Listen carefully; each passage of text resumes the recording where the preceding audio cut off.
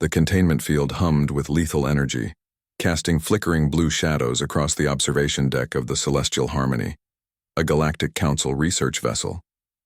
Inside the transparent cage, 6 predator cubs prowled restlessly, juvenile Krillix, apex hunters from the death world of Targshaw before. Their obsidian scales gleamed under the sterile lights, and their triple rows of serrated teeth clicked in agitation. "Containment holding at maximum," announced Commander Zerkral, his chitinous fingers dancing across the holographic controls. The insectoid officer's compound eyes reflected genuine fear. "But the cubs are entering their aggressive phase earlier than predicted. We have 48 hours before they become fully feral."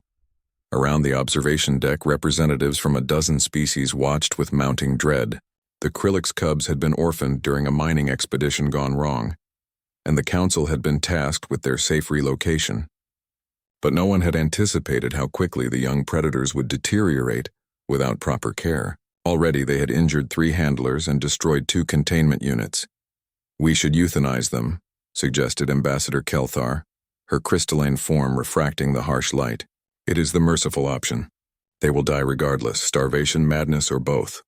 A murmur of reluctant agreement rippled through the assembly. No species in the Galactic Council possessed the psychological profile to care for such dangerous juveniles. The Krillix were classified as Class 7 predators, evolved on a world where survival meant constant violence. Their young required not just food but play that would kill most sentient beings. They needed rough contact, fearless interaction, and something the sterile protocols of civilized species could never provide. Trust without hesitation. There is another option. Every head turned toward the entrance. Dr. Lyra Mendel stood in the doorway, her small frame almost comical compared to the towering aliens around her. The human wore simple field attire, cargo pants, a worn jacket, and boots that had seen 100 worlds. Her dark hair was pulled back in a practical bun, and her brown eyes held a warmth that seemed alien in this cold, clinical space. "The human?" Jakral's mandibles clicked skeptically. "Dr. Mendel, with respect, your species has only been part of the Council for 3 standard cycles. You cannot possibly understand." "I understand perfectly," Lyra interrupted gently, stepping forward. "You see predators. I see scared children." The observation deck erupted in objections. Humans were still considered a curiosity in galactic society, a paradoxical species from a death world who somehow developed diplomacy alongside their capacity for violence. They were too young, too unpredictable, too primitive. "It's suicide," Ambassador Kelthar stated flatly. "Those cubs will tear you apart the moment you breach containment." Lyra smiled, that peculiar human expression that showed teeth but somehow conveyed comfort rather than threat. "Then I suppose you'll have your answer about whether they should live or die." Before anyone could stop her, she walked to the containment field controls. "Dr. Mendel, I cannot allow—" Jakral began. "Commander, you have 2 choices. Let me try or kill those cubs right now. Which one lets you sleep better tonight?" The silence that followed was answer enough. Jakral's fingers hesitated over the controls, then reluctantly deactivated the field. The moment the barrier dropped, every predator cub's head snapped toward Lyra. 6 pairs of luminescent yellow eyes locked onto her, and a collective growl rumbled through the containment cell. The largest cub, barely the size of a human child but already possessing claws that could shred steel, took a threatening step forward. What happened next would be discussed in xenopsychology courses for generations. Dr. Lyra Mendel walked into the cage, sat down cross-legged on the cold metal floor, and smiled at them all. Not a nervous smile, not a forced smile, a genuine expression of joy and welcome that transcended species barriers. She made herself small, unthreatening, and simply waited. The cubs froze, their predatory instincts confused by prey that refused to run. Their snarls faltered. One by one, their aggressive postures shifted to curiosity. This strange creature smelled of warmth and something they hadn't encountered since losing their parents: absence of fear. The smallest cub, later identified as Var-kun, took the first tentative step forward. His nostrils flared, sampling Lyra's scent. She remained perfectly still, her smile never wavering, her breathing calm and steady. Var-kun approached until his snout was inches from her face. His hot breath misted her skin. His teeth, capable of crushing bone, hovered near her throat. Lyra reached out slowly and gently scratched behind his auditory ridge. The cub's eyes widened.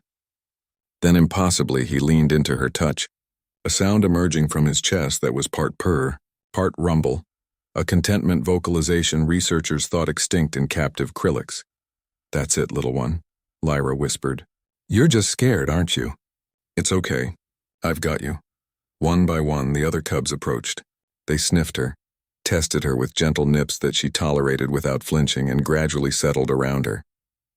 Within 15 minutes, Dr. Lyra Mendel sat surrounded by 6 of the galaxy's most dangerous predators, all of them competing for her attention like puppies.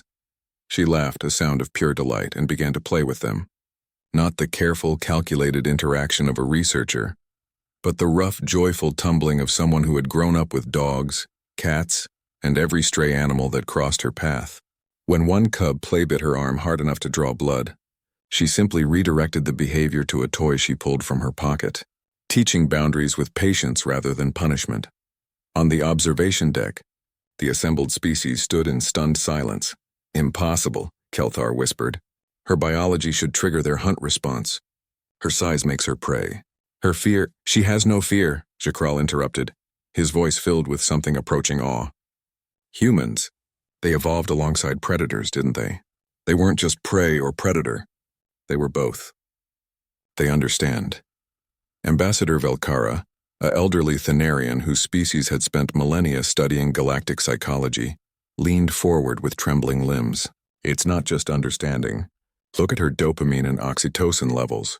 She gestured to the biological monitors. "They're elevated.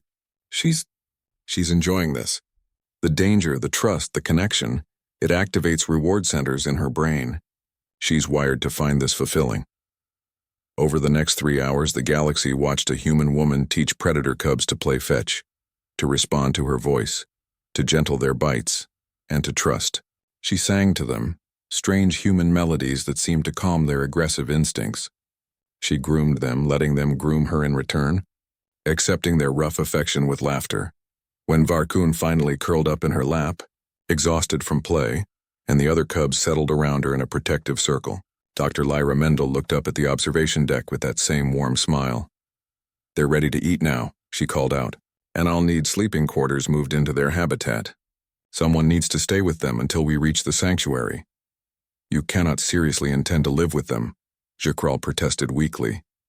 Lyra's expression turned fierce. Another human paradox, combining protection with compassion. "They're babies, Commander. Someone trapped them, terrified them, and they reacted the only way they knew how. Now they need someone who won't give up on them. That's me." And so it was decided. For the 3-week journey to the Krillix sanctuary world, Dr. Lyra Mendel lived among the predator cubs, becoming pack, parent, and protector. She taught them, learned from them, and proved what humans had always known but the galaxy was just beginning to understand. Sometimes the bravest thing a predator can do is choose gentleness. Sometimes the strongest thing a human can do is sit down, smile, and say, "I trust you," to something that could tear them apart. Varkun never forgot the human who taught him that safety didn't require bars, and love didn't require fear. And when he grew to become the alpha of his pack, he would teach his own cubs the strange wisdom that the most dangerous predators in the galaxy were also capable of the most profound compassion. They were called humans. And they were magnificent.